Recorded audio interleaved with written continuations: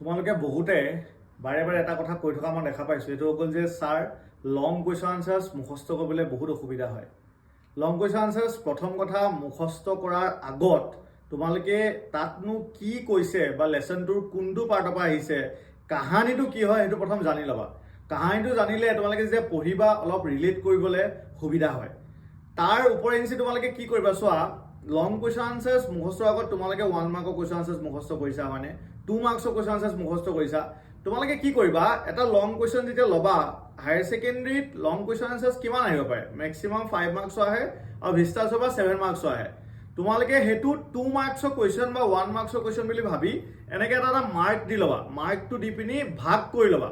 2 মাৰ্কৰ 3টা কুৱেশ্যনে 6 মাৰ্ক হয়নে? চ' তোমালোকে 5 নম্বৰৰ কুৱেশ্যনটো ভাগ কৰি ল'বা। এনেকৈ মাৰ্ক এটা দি এইটো প্ৰথম পঢ়িম মই এটা কুৱেশ্যনৰ আনচাৰ বুলি, তাৰপিছতো মই এটা আনচাৰ বুলি পঢ়িম, তাৰপিছত এটা আনচাৰ বুলি পঢ়িম, আৰু গোটেইকেইটা মিলাই দিবা। তোমালোকৰ ধুনীয়াকৈ লং কুৱেশ্যন আনচাৰ্ছ মুখস্থ হৈ যাব। Thank U.